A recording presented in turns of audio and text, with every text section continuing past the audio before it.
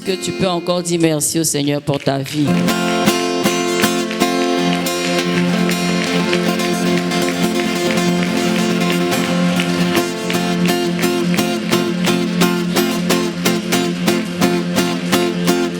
Amen. Que le message te touche et te fasse du bien. La semaine dernière, nous avons vu le zèle de l'Éternel Dieu. Nous devons continuer et nous allons continuer. Le zèle de l'Éternel Dieu. Ésaïe chapitre 9, versets 5 à 6. Dans certaines versions, c'est du verset 6 à 7. Donc, on va lire Ésaïe chapitre 9, versets 5 à 6. Pour d'autres versions, c'est 6 à 7. Amen. Nous allons le lire. Ésaïe chapitre 9, du verset 5 au verset 6. Car un enfant nous est né, un fils nous est donné, et la domination reposera sur son épaule. On l'appellera admirable, conseiller, Dieu puissant, Père éternel, Prince de la paix. Donné à l'empire de l'accroissement et une paix sans fin au trône de David et à son royaume. L'affermir et le soutenir par le droit et par la justice, dès maintenant et à toujours. Voilà ce que fera le zèle de l'Éternel des armées. Amen. On va dire ensemble le dernier verset. Voilà ce que fera le zèle de l'Éternel des armées. Asseyons-nous. Donc l'Éternel a un zèle. Demande à ton frère, donc l'Éternel a un zèle. Donc l'Éternel a un zèle. Donc si l'Éternel a un zèle et que tu es son enfant, tu dois aussi avoir un zèle. Mais sur quoi son zèle se base? Amen. Sur quoi le zèle de notre papa se base? Le zèle de notre papa se base sur un programme qu'il établit selon sa volonté. Dieu est descendu lui-même, revêtu de son zèle. Dis à ton frère, Dieu est descendu lui-même, revêtu de son zèle, pour régler le problème de la divinité de l'homme. Alléluia. Qu'est-ce que le zèle? Qu'est-ce que le zèle? Oui. Le zèle, c'est une détermination aveuglée. Une détermination aveuglée. Une détermination aveuglée. Exemple, les héros de David. Dès que ton maître te dit quelque chose, que tu commences à réfléchir, tu n'es plus zélé. Regardez les militaires. Quand on leur dit poser des actes, est-ce qu'ils réfléchissent? Ils ne savent même pas s'ils sont intelligents même. Hein? On dit des faits, j'ai fait. Donc mon intelligence là, c'est pas pour l'heure. Ton intelligence doit s'atteler à comprendre les choses de l'esprit, c'est tout. Mais quand il s'agit d'exécuter, il faut exécuter. Amen. L'ardeur, l'empressement au service de quelqu'un. Le zèle, c'est l'ardeur, l'empressement au service de quelqu'un. Maintenant, quand on dit le zèle de l'Éternel Dieu, là, le Seigneur a servi qui? Il a servi qui quand il est venu? On dit l'ardeur, l'empressement a servi quelqu'un. Quand notre Père est venu en Jésus-Christ de Nazareth, là, il est venu servir qui? L'humanité. Il est venu servir. C'est pour ça que lui-même il a dit, celui qui veut être grand, il n'a qu'à servir. Il s'est empressé pour venir servir qui? L'humanité. Le zèle de l'Éternel Dieu, c'est l'ardeur, l'empressement à venir servir ses enfants pour régler le problème. Quand tu accouches, tu sais ton enfant? Moi, tu ne sais pas ton enfant. Quand une femme accouche, là, l'enfant il est roi jusqu'à un certain âge. Quand il pleure, tout le monde est paniqué. Oh, il pleure. Maintenant, il faut pleurer. Quand tu as 30 ans, 40 ans, pleure. Oh, mais c'est faux. Mais quand tu es bébé, tout le monde est à tes petits soins. Tout le monde est zélé. Même les enfants même qui ne doivent pas prendre enfant, là, ils veulent prendre.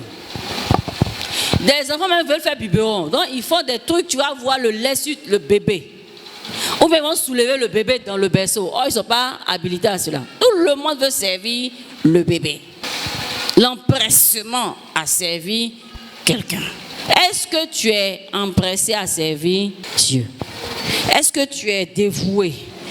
Est-ce que tu veux servir Dieu? Alléluia.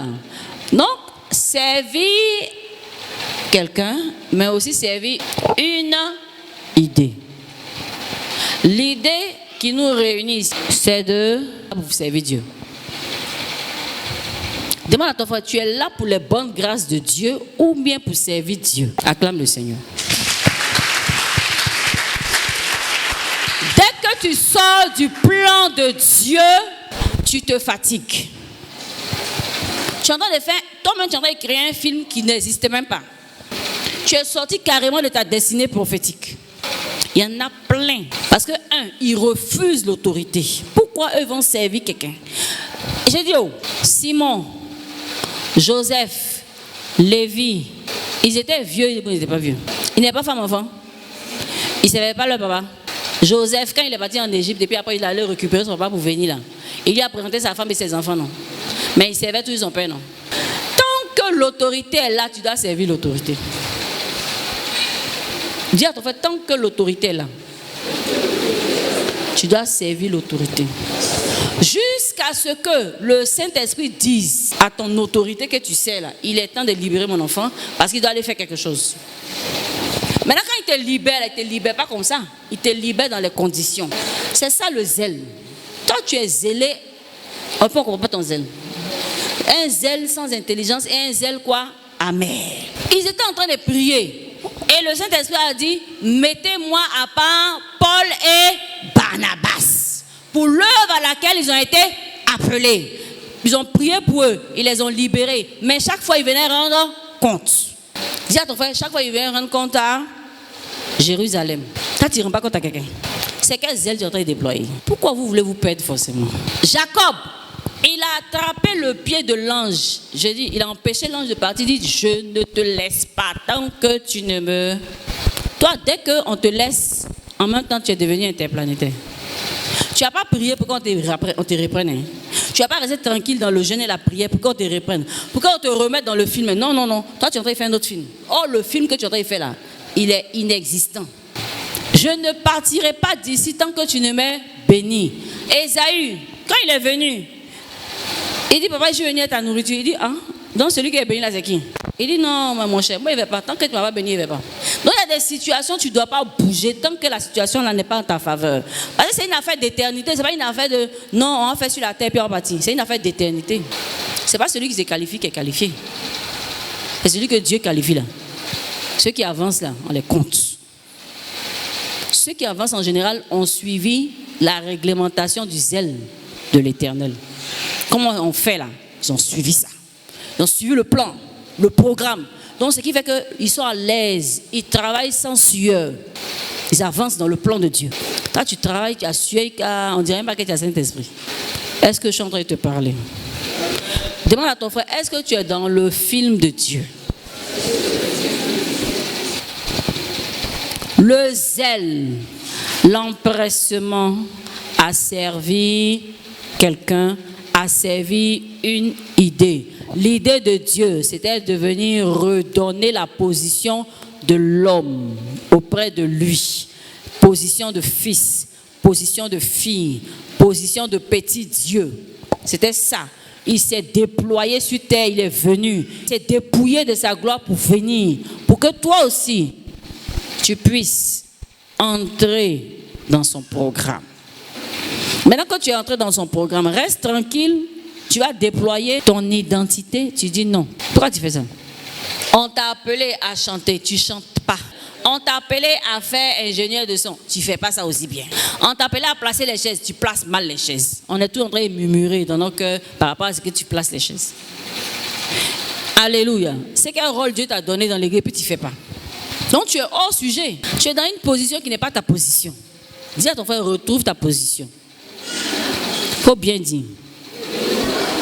On t'a appelé à servir dans l'église. Toi, tu sais les gens dehors. C'est quoi? Dis-moi. Dieu t'a appelé à servir dans l'église. Toi, c'est les gens du dehors, là. Toi, tu aimes servir. Tu as quel problème?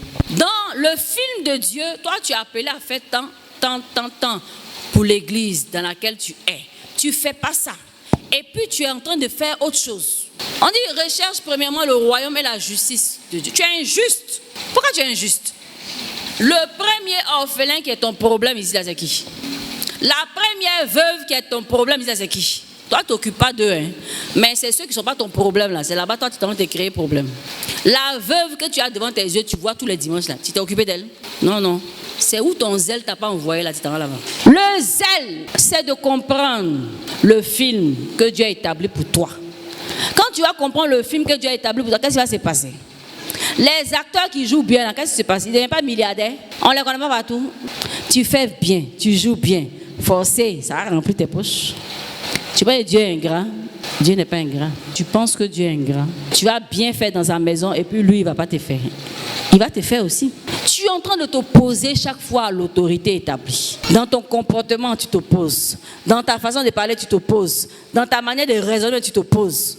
Et puis tu cherches quoi? Entre dans le zèle, c'est mieux. Romains 10, 2. Galates 4, 17. Alors, on lit d'abord Jean 2, 17. Jean 2, le verset 17. Ses disciples se souvinrent qu'il est écrit « Le zèle de ta maison me dévore ». Amen. Les disciples de Jésus se sont rappelés qu'il est écrit dans la Bible « Le zèle de ta maison me dévore ». Jésus, il dit « Ma nourriture, c'est de faire la volonté de mon et d'accomplir ses œuvres. Le zèle de sa maison me dévore. » Quand le zèle de la maison de Dieu te dévore, là, ta nourriture qui vient, là, c'est la nourriture de faire l'œuvre de ton Père. Mais toi, quand la nourriture de faire l'œuvre de ton Père n'est pas ta nourriture, à quel moment le zèle de la maison de Dieu va te dévorer? Nous sommes comme Christ. Tu es petit Christ. Mais le zèle de la maison de Dieu ne te dévore pas. Pour que tu dises un jour, ma nourriture, c'est de... Alléluia. Demande à ton frère, c'est quoi ta nourriture? Pendant que le Père a dit, l'homme ne vivra pas seulement de pain et d'eau, mais de toute parole qui sort de la bouche de l'Éternel. La nourriture de Jésus, c'était de faire la volonté de Dieu et d'accomplir son œuvre. Ta nourriture, là, c'est quoi? Donc Jésus était motivé par ce zèle qui le dévorait. Je dois accomplir la volonté de mon Père. La volonté de mon Père, c'est que j'aille mourir sur la croix. La volonté de mon Père, c'est que j'évangélise. La volonté de mon Père, c'est que je sois toujours opérationnel. La volonté de mon Père, c'est que je sois à mon poste. La volonté de mon Père, c'est que je sois un très bon disciple. La volonté de mon Père, c'est que je prenne soin de la veuve et de l'orphelin. La volonté de mon Père, c'est que je m'éloigne des souillures du monde. La volonté de mon Père, c'est que je ressemble au royaume de Dieu. Nous avons le Père éternel. Or, sa volonté là, c'est que nous fassions ce qu'il a déjà écrit dans son scénario. Toi, tu vas venir créer autre chose. C'est pas bon. Dis à ton frère, ce n'est pas bon. Il faille que le zèle de la maison de l'Éternel te dévore. C'est pour ça que la semaine passée, je lui ai dit, mais comment se fait-il que toi, tu te rappelles qu'il y a lieu de culte seulement les dimanches? Ce n'est pas normal parce que David, il venait 7 fois dans le jour au temple. On ne te demande pas de venir 7 fois dans le jour dans le temple, mais au moins viens 3 fois ou 4 fois par semaine. Toi, c'est le dimanche que tu te rappelles que tu es en Christ. Qu'est-ce qui se passe dans ta vie? Le zèle de la maison de l'Éternel dévorait aussi David. C'est pour cela qu'il s'est assis, il a réfléchi, il dit non, malheureusement, la louange doit être faite 24 heures sur 24 dans le royaume que je gouverne. En réalité, qui est le royaume de Dieu. Le zèle de la maison de mon Père me dévore. Ah, on manque de tout ici. Qu'est-ce que je fais? Je programme et j'envoie. Quand tu combles le besoin de Dieu, tu ne manqueras jamais de rien. Parce que tu le réveilles. Tu dis quoi? Alléluia. Il dit, mais il m'a secoué en touchant un un élément de mon cœur. Ce qui touchait l'Éternel touchait également David. Ce qui touche Dieu, ça te touche. David allait au temple, malgré sa multitude de charges, il allait au temple 7 fois le jour pour prier, pour avoir les instructions du Seigneur. Même si on n'a pas demandé de nettoyer le temple, nettoie toi-même le temple. Même si c'est propre, nettoie encore. C'est propre une fois, ça en reste propre 2 fois. Les chaises ne sont pas propres, nettoie les chaises. Le temple, la cour est sale, nettoie la cour. Il faut toi-même te trouver un argument pour venir à l'église. Tu fais rien pour Dieu pour que Dieu fasse quelque chose pour toi. Dis à ton frère, fais quelque chose pour Dieu. Il va aussi faire pour toi. Cherchez premièrement le royaume de Dieu et sa justice. C'est la première chose que Dieu nous demande dans son scénario là. Et quand tu as fait, il va te donner les autres choses selon le niveau que tu atteins. Jésus a fait en sorte que le zèle de son Père soit reconnu. Venir dans le jardin de Gethsémane, il y avait une lutte entre la chair et l'esprit. Dieu était établi de sorte qu'il devait aller mourir à la croix. Pourquoi il a changé ça dans le jardin ici? Il y en a, ils ont changé le programme de Dieu. Hein? Quand ça les arrange, ils ont dit changer le programme. Ah, c'est ça.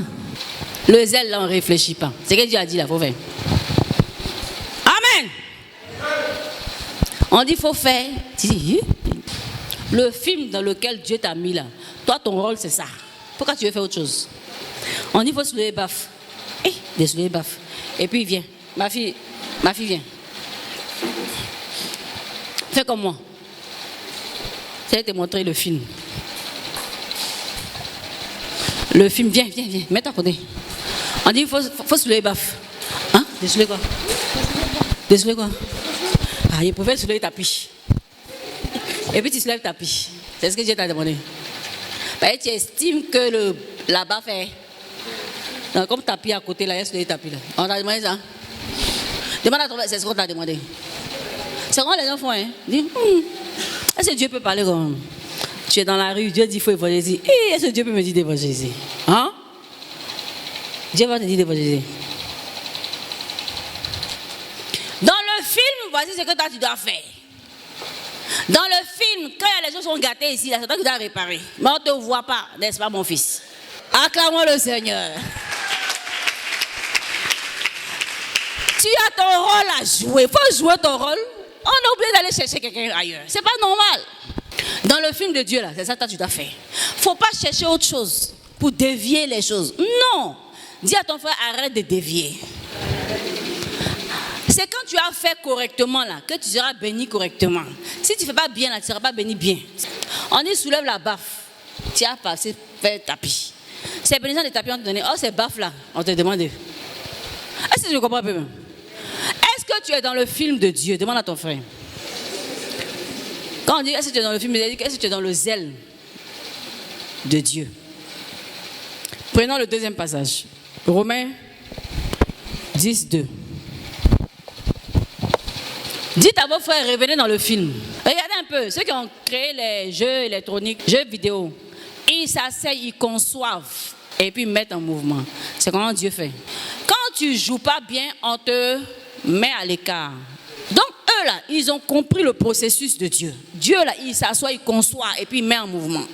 Quand tu entends Isaïe là, on envoie un ange pour te recadrer. On envoie un serviteur de Dieu pour te recadrer. Maintenant quand tu refuses, on t'envoie hors du film. Lisons. Je leur rends le témoignage qu'ils ont du zèle pour Dieu, oui, mais sans intelligence, ne connaissant pas la justice de Dieu et cherchant à établir leur propre justice. Merci. Amen. Ils ont du zèle pour qui? Dieu. Ils ont du zèle pour qui? Dieu. Ils évangélisent pour qui? Dieu. Ils travaillent pour qui? Dieu. Ils chantent pour qui? Dieu. Ils balaient pour qui? Dieu. Ils donnent l'argent pour qui? Dieu. Mais on dit quoi? Mais sans intelligence. Il n'y a pas quelque chose dedans. Alléluia. Ou on ne t'a pas envoyé là, ça va dire sans intelligence. Donc tu es zélé sans intelligence. On ne t'a pas envoyé là-bas. Continue de lire. Ne connaissant pas la justice de Dieu. La justice de Dieu consiste à quoi? À faire sa volonté selon son plan. C'est comme ça, les gens ne sont pas... Un zèle sans intelligence, une chrétienté sans intelligence, et ils ratent les bénédictions, ils ratent les grâces. Quand on vient à l'église, on doit se saper pour venir voir notre roi des rois. C'est quand toi, le dimanche, tu te rappelles que tu n'as pas d'habit. Il n'y a pas d'habit, c'est pas ce que tu as porté. Toute la semaine, tu n'as pas regardé ce que tu as porté. C'est dimanche matin à 8h là, que toi, tu as forcé, tu as trouvé un mauvais habit. Tu n'as pas pris le temps de chercher. Comment c'est vous? Je ne sais même pas ce que c'est porté. Tu ne sauras pas ce que tu as porté parce que tu n'as pas pris le temps de chercher. Quand tu viens à l'église dans le zèle de l'évangile, tu es pressé même que dimanche arrive. Il faut que dimanche arrive. Tu vas venir voir ton père. Mais quand tu vois que c'est ennui, toi-même là, tu crées les conditions d'ennui même. Tu prends les habits bizarres pour venir à l'église. On dit tu viens voir le roi des rois. Est-ce que vous savez qu'il y a un code dress pour entrer à la présidence? Vous savez ça? Même les hommes savent que pour aller voir le président, il y a une façon de s'habiller. Vous venez, vous faites des choses, je ne sais pas. Pourquoi vous faites ça? Mon ami, prends la semaine pour voir ce que tu as porté. Pour que tu viennes adorer Dieu bien habillé. Tout ça, c'est le Seigneur. Quand il marche dans son temple, on dit le pan de sa robe est vous. Il est tellement nickel. Quand tu viens le voir, c'est là que tu te rappelles que tu n'as pas habillé. C'est-à-dire habit froissé, habit délavé, habit, je ne sais pas quoi. C'est ça que tu prends pour venir à l'église. Habit que tu prends pour préparer dans la cuisine, là tu prends pour venir à l'église. Amen! Après, ça vous dit que notre église est compliquée. L'église n'est pas compliquée. Hein? C'est toi qui es compliqué. Un zèle sans intelligence. Ce que tu fais là, il faut mettre intelligence dedans. Ça va assaisonner ça.